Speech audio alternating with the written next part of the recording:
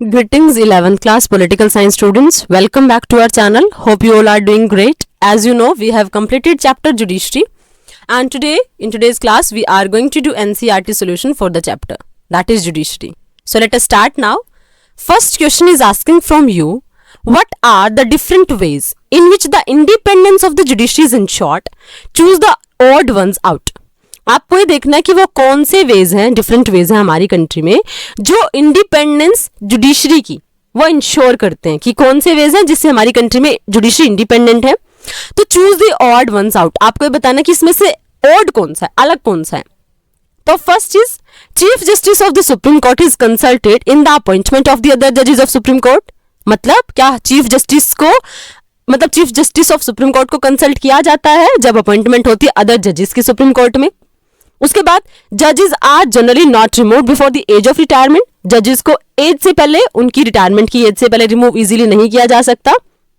जज of a high court can not be transfer to another high court. जजेस है अगर उनको एक कोर्ट से दूसरे कोर्ट में ट्रांसफर नहीं किया जाएगा.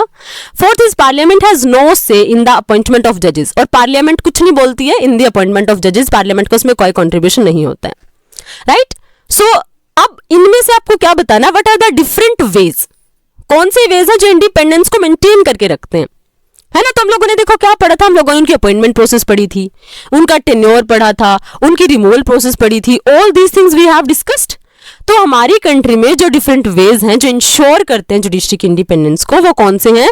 जजेस are generally not remove before the age of retirement, कि उनको एज से पहले रिटायर नहीं किया जाएगा. Right. And second is Parliament has no say in the appointment of जजेस. पार्लियामेंट कुछ नहीं बोल सकती है in the appointment of the judges. Right. So these two things, second and fourth statements are correct. So इनमें से first और third आपकी odd ones हो जाएंगी. Right. So it means क्या है कि जो chief justice of supreme court है is consulted to the in the appointment of other जजेस. हम लोगों ने पढ़ा था ना, कॉलेजियम सिस्टम इंट्रोड्यूस हुआ था हमारी कंट्री में. तो सिर्फ आप सीजीआई के बेसिस पे अपॉइंटमेंट नहीं कर सकते. और एक आपको बोल रहा है कि जो जज ऑफ अ हाई कोर्ट है उसको ट्रांसफर नहीं किया जा सकता अनदर हाई कोर्ट में. तो ये भी हो सकता है, जजेस को ट्रांसफर किया जा सकता है. Fine. I hope first question is clear to all of you. Second is, does independence of the judiciary mean that the judiciary is not accountable to anyone. क्या हमारी जुडिशरी की इंडिपेंडेंस का मतलब ये है कि हमारी जुडिशरी किसी के लिए भी अकाउंटेबल नहीं है. Right your answer in not more than 100 words. अपने वर्ड्स को लिखो, आंसर को लिखो, but it should not be more than 100 words. So the independence of judiciary does not mean that judiciary is not accountable to anyone. Right? हमारी independence का हम लोगों ने देखो, हम लोग चेक एंड बैलेंस के साथ इंडिपेंडेंस ऑफ जुडिशरी मेंटेन करते हैं. याद आया होगा आपको. मतलब एक ऑर्गन दूसरे ऑर्गन पे कंट्रोल एस्टेब्लिश करके रखता है. तो उसके थ्रू हम क्या करते हैं, उसके थ्रू हम इंडिपेंडेंस को इंश्योर करते हैं. मतलब चेक बैलेंस के थ्रू तो हम क्या बताते हैं कि कोई भी ऑर्गन एक टाइप से इतनी पोजीशन में नहीं है कि वो सारे के सारे पावर को कंट्रोल कर ले. राइट. बट इसका ये बिल्कुल मतलब नहीं होता कि हमने अगर इंडिपेंडेंट जुडिशरी बना दी तो उसका ये बिल्कुल मतलब नहीं कि हमारी जुडिशरी किसी के लिए अकाउंटेबल नहीं है.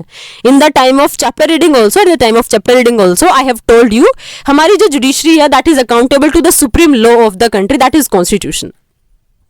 राइट. तो इसका ये बिल्कुल मतलब नहीं, इंडिपेंडेंस का मतलब ये नहीं होता that it is not accountable to anyone. You are also free, you are also independent while you are choosing your subjects, while you are reading. While you are going in school, you are independent, but you are also responsible towards someone. Na? You are responsible to your parents. You can't say na, you are using your rights independently, but even then there are some restrictions over you. You are also accountable to someone. समझ आया? The same thing is with the judiciary. कि judiciary को भी independent रखा है, but ये भी accountable है किसी के लिए. राइट. इट मीन्स क्या होता है, इंडिपेंडेंस का सिंपल मीनिंग क्या है, no other organ of the government would restrain the functioning of the judiciary. कोई और ऑर्गन इसके फंक्शंस को रिस्ट्रेन नहीं करेगा, उसमें हर्डल क्रिएट नहीं करेगा. समझ आया? मतलब सभी को इंडिपेंडेंटली टास्क मिले हुए हैं और जुडिशरी को इतना इंडिपेंडेंट रखने का सबसे फॉरमोस्ट रीजन यही है ताकि कोई और ऑर्गन इसको आर्बिट्री फॉर्म में इससे डिसीजन ना बदलवा सके. That is the reason behind it. तो कोई और ऑर्गन गवर्नमेंट की, हमारी जो गवर्नमेंट का ऑर्गन है जुडिशरी, उसकी फंक्शनिंग को रिस्ट्रेन नहीं कर सकता. सेकेंड इज द जजेस can perform their function without any fear और फेवरेटिज्म. अलॉन्ग विद दैट हम लोगों ने क्या पढ़ा था कि जो जजेस होते हैं, एक तो उनकी अपॉइंटमेंट ही हमने बड़े अच्छे तरीके से किया on the basis of their experience, on the basis of their abilities. उनकी अपॉइंटमेंट होती है। इसके बाद और हम लोगों ने क्या पढ़ा था कि वो अपनी ड्यूटी परफॉर्म कर सकते हैं without any type of fear. हम लोगों ने क्या पढ़ा कि वो जजेस जो भी वर्डिक्ट्स बोलते हैं, जो भी आप उनकी स्टेटमेंट्स होती है, उसके ऊपर पार्लियामेंट में डिबेट्स और डिस्कशन भी नहीं होती हैं। ऐसा क्यों होता है? ऐसा इसलिए होता है so that they can work without any type of fear, right. और फेवरेटिज्म कैसे कि हम लोगों ने जो अपॉइंटमेंट का प्रोसेस है ना जजेस के लिए, वो बहुत क्लियर कट रखा हुआ है। उसका ऑब्जेक्टिव क्या है? उसका ऑब्जेक्टिव ये है ताकि अगर मान लिया, देखो अगर बीजेपी की गवर्नमेंट है और अगर हमने पावर गवर्नमेंट को दे दी that they can appoint the CJI and other जजेस, तो फिर उनके ऊपर एक टाइप से एक मॉरल प्रेशर बन जाएगा कि इस पार्टी ने हमें अपॉइंट किया है, so that's why we will have to frame policies in the favour of this particular party. समझ आया? तो इसका ऑब्जेक्टिव क्या है? ये इसी वजह से क्या हो रहा है कि हमारी कंट्री में ऐसा सिस्टम अडॉप्ट किया है इंडिपेंडेंस का, ताकि कोई भी विदाउट फियर और फेवरेटिज्म के अकॉर्डिंग वर्क कर सके। And that is the real meaning of independence of judiciary, right. Third is judiciary is accountable to the constitution of India. जो आपसे पूछा गया था क्या वो किसी के लिए अकाउंटेबल नहीं है, तो इंडिपेंडेंस का मतलब है कि वो कॉन्स्टिट्यूशन के लिए अकाउंटेबल है। अलॉन्ग विद दैट वो हमारी कंट्री के पीपल के लिए अकाउंटेबल है, क्योंकि हमारी कंट्री में कॉन्स्टिट्यूशन की प्रीएम्बल की फर्स्ट लाइन ही है we the people of India, right. वो चीजें क्या शो करती है? वो चीजें हमें यही तो शो करती है कि हमारी कंट्री की सुप्रीम अथॉरिटी किसके पास है? पीपल के पास है। समझा? तो जुडिशरी किसके लिए अकाउंटेबल है? हमारी कंट्री के कॉन्स्टिट्यूशन के लिए अकाउंटेबल है, हमारी कंट्री के पीपल के लिए अकाउंटेबल है, और हम सबसे इंपॉर्टेंटली वो हमारी कंट्री के डेमोक्रेटिक ट्रेडिशन के लिए इंपॉर्टेंट है, उसके लिए रिस्पॉन्सिबल है, राइट। समझा? क्यों? क्योंकि हमारी कंट्री में डेमोक्रेटिक ट्रेडिशन अगर चला आ रहा है तो उसमें सबसे बड़ा कंट्रीब्यूशन जुडिशरी का भी हो सकता है, वरना पॉलिटिकल पार्टीज इसको अपने बेनिफिट के अकॉर्डिंग भी यूज कर सकती हैं। But the democratic institutions are working properly, that is just because of the independence of judiciary. क्योंकि कई बार जुडिशरी ने ऐसे डिसीजंस भी दिए हैं जो सही नहीं है गवर्नमेंट के पॉइंट ऑफ व्यू से। समझ आया? आई होप यहां तक आपको कंप्लीटली क्लियर है सेकेंड क्वेश्चन तक।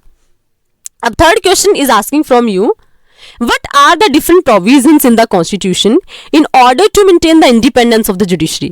अब आपसे पूछा गया वो कौन से प्रोविजंस हैं हमारे कॉन्स्टिट्यूशन में जो मेंटेन करते हैं हमारी जुडिशरी की इंडिपेंडेंस को। तो कौन से हैं? The independence of the judiciary means that other organs of the government should not interfere in the functioning and decisions of the judiciary, and judiciary can perform it's duty without any kind of favor and fear it is. It enjoys various provisions in constitution to ensure independence of judiciary. अब देखो judiciary की independence का मतलब क्या है? Independence का मतलब आप लोग ऑलरेडी स्टडी कर चुके हो। मतलब क्या कि वो जो जुडिशरी है वो इंडिपेंडेंटली अपने डिसीजन ले सकती है, उसमें किसी का कोई रेस्ट्रिक्शंस, कोई एक टाइप से इंटरफेरेंस नहीं होता है, ना एग्जीक्यूटिव का ना लेजिस्लेचर का।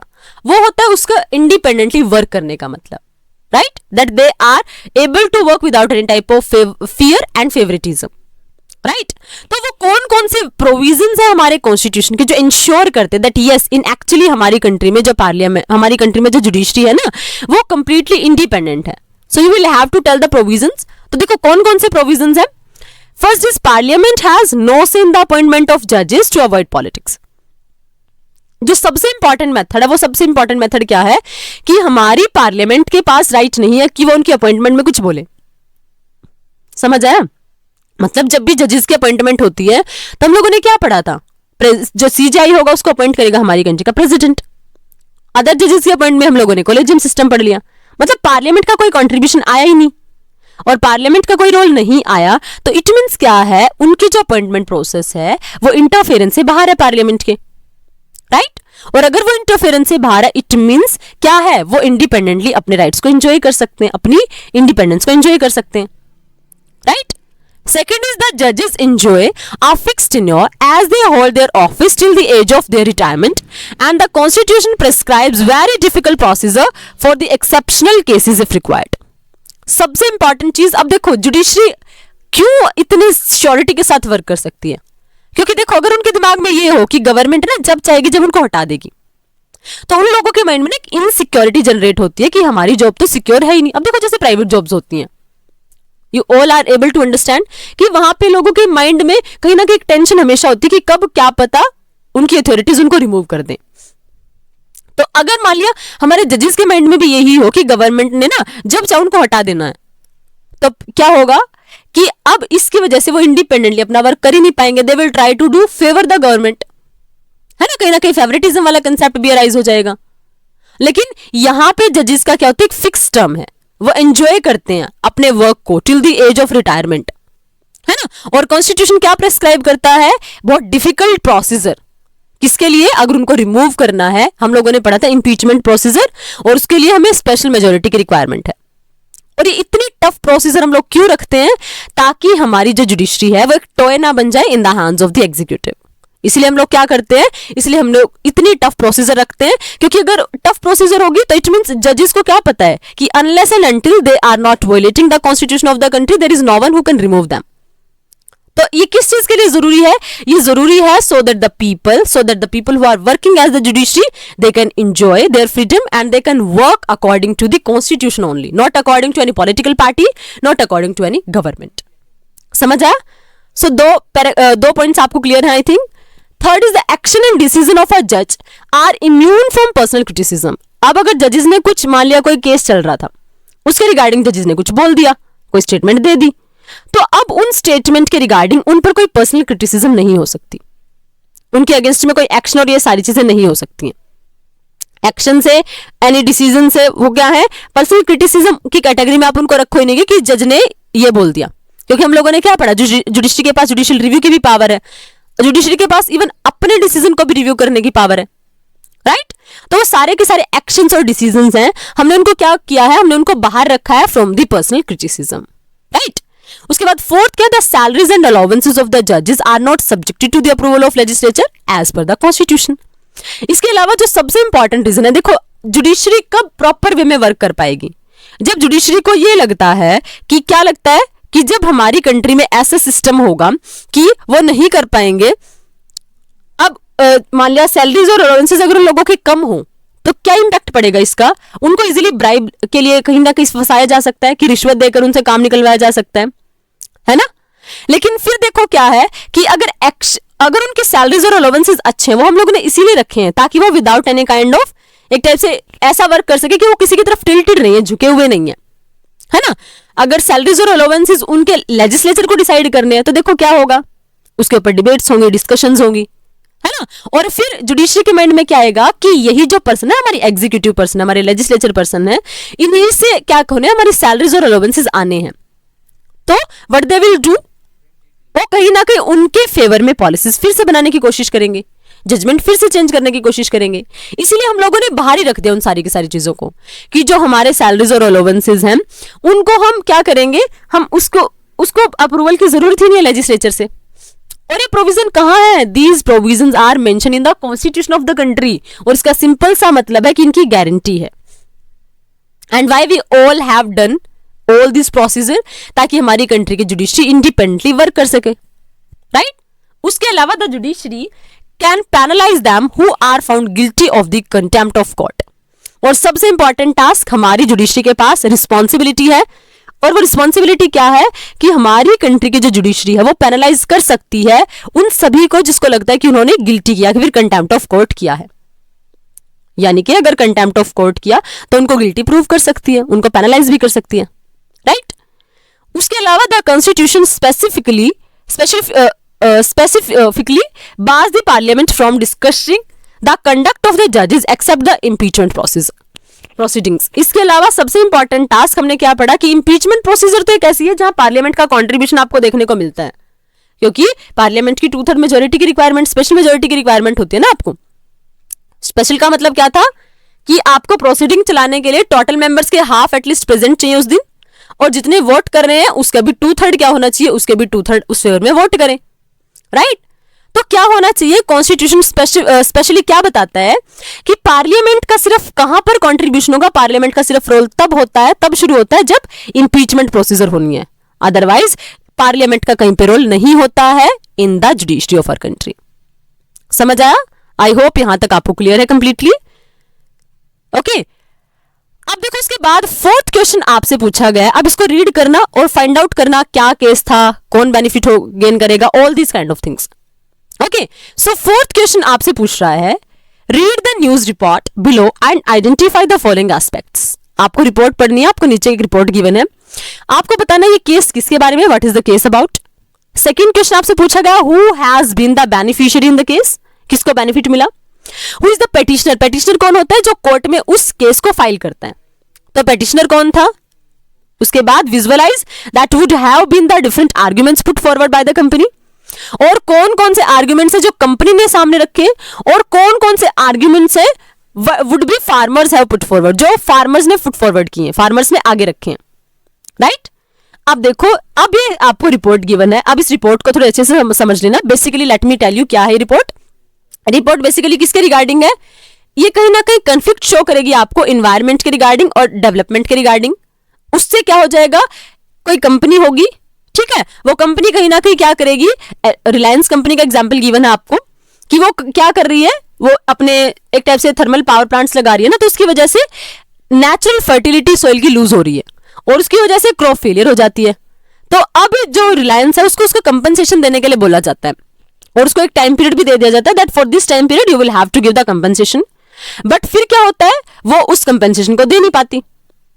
अब फिर क्या होता है, अब ये जब केस कोर्ट में जाता है तो एक तरफ से जो रिलायंस कंपनी है वो तो बोल रही है कि उसके टाइम पीरियड को एक्सटेंड कर दो उस कंपनसेशन अमाउंट को पे करने के लिए, लेकिन फार्मर्स क्या बोल रहे हैं, they should not get any extra time because already they have taken it, और उन्होंने गिवन टाइम पीरियड में कुछ दिया ही नहीं है, so that's why any extra time is not beneficial. This is the whole story, okay, let us understand it. अब देखो ये जो क्या है, सुप्रीम कोर्ट ऑर्डर ये रिलायंस के लिए यूज हुआ है to pay ₹300 crore to Dahanu farmers. अब सुप्रीम कोर्ट ने ऑर्डर दिया है रिलायंस एनर्जी लिमिटेड को कि वो जो दहानु फार्मर्स हैं उनके लिए 300 करोड़ क्या करे, एक टाइप से पे करे। R corporate bureau 24 March 2025। अब उसके बाद Mumbai, supreme court has ordered Reliance Energy to pay ₹300 crore to farmers who, ये रिपोर्ट आपको गिवन है, सुप्रीम कोर्ट ने ऑर्डर दे दिया, कॉर्पोरेट ब्यूरो ने ये ऑर्डर दे दिया, ठीक है। मुंबई में भी क्या पब्लिश हुआ है, रिपोर्ट में क्या पब्लिश हुआ है कि इतने रुपए फार्मर्स को देने हैं, और किसको देने हैं, who grow the chikoo fruits in the Dahanu area outside Mumbai. अब किन लोगों को मिलेगी ये अमाउंट, कितनी धनराशि किसको मिलेगी, जो चीकू प्रोड्यूस कर रहे हैं आउटसाइड मुंबई, ठीक है। The order comes from the chikoo growers petition. अब एक चीज का क्वेश्चन मिल गया कि कौन पिटीशन कर रहा है, ऑर्डर क्यों आया है, क्योंकि जो चीकू ग्रो करने वाले फार्मर्स हैं उन्होंने पिटीशन डाली है कोर्ट में, राइट। अब उसके बाद against the pollution caused by Reliance thermal power plant, और ये जो रीजन है, किस चीज का रीजन है, इस रिपोर्ट के आने का रीजन है, इस अनाउंसमेंट के आने का रीजन है कि उनको 300 करोड़ रुपीस देने पड़ेंगे। वो क्यों है, क्योंकि रिलायंस कंपनी ने थर्मल पावर प्लांट लगाया है, राइट।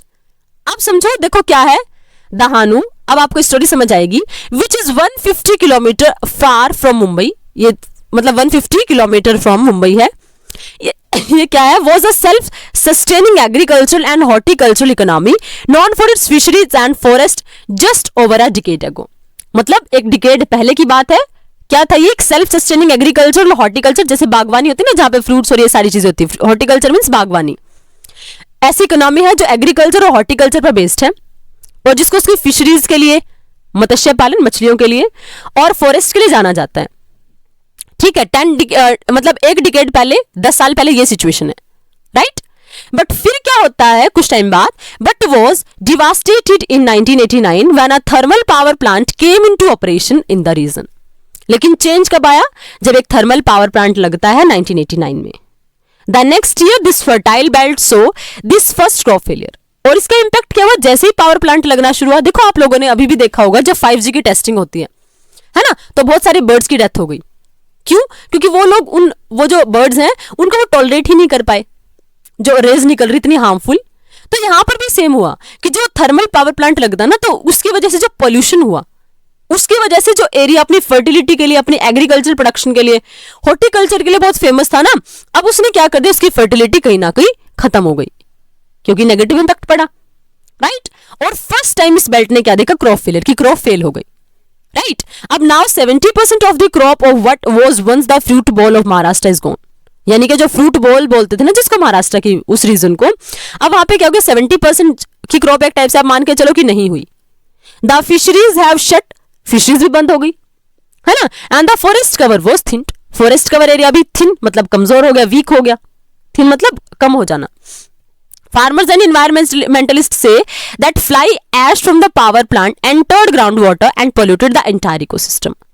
और फार्मर्स और एनवायरमेंटलिस्ट ने क्या बताया, इसका रीजन क्या बताया कि ये जो पोल्यूशन हो रहा है, और देखो क्या हुआ, जब वो थर्मल पावर प्लांट लगा तो उसकी वजह से बहुत ज्यादा पोल्यूशन हुआ, और उस पोल्यूशन के साथ क्या हुआ, जो फ्लाई ऐश, जो उड़ती हुई राख आई, ठीक है, उसने क्या कर दिया, ग्राउंड वाटर में एंटर कर गई, और जैसे ही ग्राउंड वाटर में एंटर हुआ तो क्या हो गया, वाटर पोल्यूट, राइट। उस पोल्यूटेड वाटर से एग्रीकल्चर में इरिगेशन हुई तो प्रोडक्शन नहीं हुआ, और प्रोडक्शन नहीं हुआ तो सारी की सारी क्रॉप फेलियर हो गई एक टाइप से, समझ आया, क्योंकि ग्राउंड वाटर पोल्यूट हो गया, और उस ग्राउंड वाटर के पोल्यूट होने से सारा का सारा इकोसिस्टम ही पोल्यूट हो गया, राइट।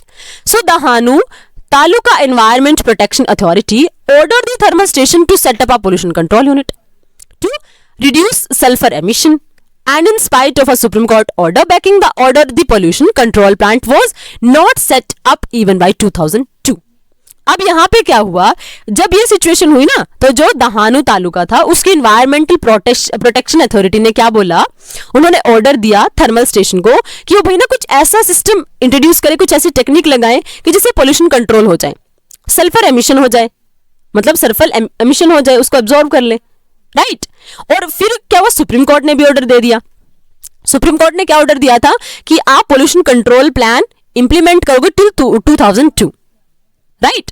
फिर क्या हुआ, in 2003 Reliance acquired the thermal station and resubmitted a schedule for installation process in 2004।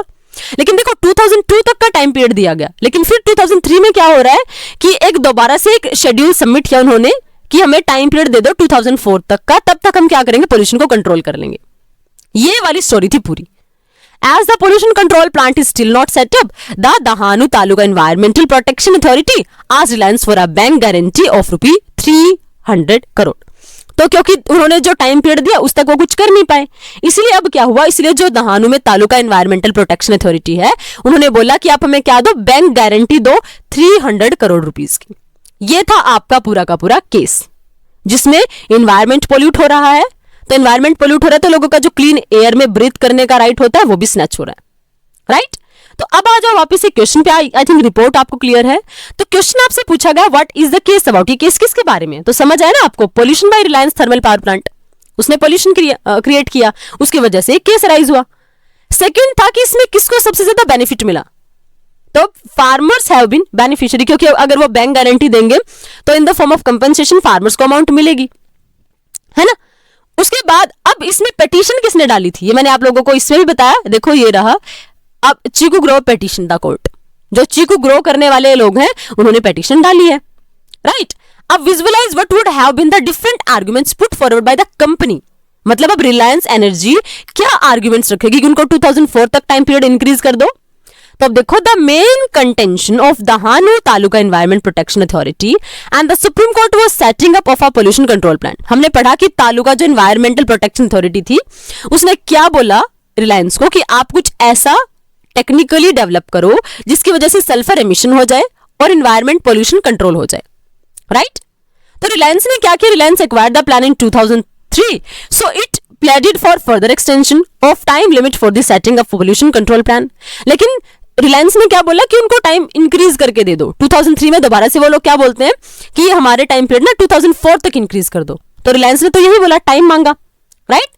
The pollution was not wholly of its making as it has acquired the plan in 2003. According, it had argued for the reduction of penalty, right? लेकिन जो pollution था वो कहीं ना कहीं वो plant जो लगना था उसको एमिशन करने के लिए, पोल्यूशन को कंट्रोल करने के लिए, वो अब तक नहीं हो पाया। इसीलिए अब इन्होंने क्या बोला, अगर इनको पेनल्टी देनी भी है तो अब रिलायंस वाले क्या बोलेंगे कि हमें ना क्या कर दो, हमारी अमाउंट है वो थोड़ा डिक्रीज कर दो, रिड्यूस कर दो, पेनल्टी अमाउंट को रिड्यूस कर दो, डिक्रीज कर दो, राइट। बट जिसका लॉस हो रहा है फार्मर्स का, बेसिकली वो तो नहीं मानेंगे। So what arguments would be the farmers have put forward. अब फार्मर्स कौन से आर्ग्यूमेंट्स देंगे, तो अब देखो फार्मर्स क्या आर्ग्यूमेंट्स देंगे। The farmers might have argued that since Reliance had failed in its commitment to install the pollution control unit in 2004, it did not have intention to do so, है ना। क्योंकि अब रिलायंस जो हमारे इन्वायरमेंटलिस्ट हैं या फिर जो फार्मर्स हैं उनका तो लॉस हुआ, एक तो लैंड एक टाइप से, सॉइल एक टाइप से इनफर्टाइल हो गई, दूसरा अमाउंट जो रिलायंस ने बोली, टाइम पीरियड जो मांगा उसके अकॉर्डिंग वो नहीं कर रहे हैं कुछ भी, राइट। तो अब देखो फिर क्या हुआ है, अब फार्मर्स के माइंड में क्या है कि ये जो रिलायंस कंपनी है ना, ये फेल हो गई अपनी कमिटमेंट को पूरा करने में, पोल्यूशन कंट्रोल हुआ ही नहीं, राइट। तो अब देखो, क्योंकि अगर, और अब ये क्या मांग रही कि हमारा टाइम पीरियड इंक्रीज कर दो, तो उसका इसका मतलब क्या, उनका इंटेंशन है ही नहीं ना वो पोल्यूशन को कंट्रोल करे, अगर करना होता तब तक कर चुके होते। So it did not have intention to do so it must be penalised to some greater extent. इसीलिए अगर इन्होंने मतलब एक टाइप से लोगों को झूठा यकीन भी दिलाया, but even then did not do anything, इसलिए इनको क्या करना चाहिए, इनको लार्ज या फिर ग्रेटर लेवल पे इनको क्या कर दो, पेनलाइज कर दो, इनको पनिशमेंट दे दो।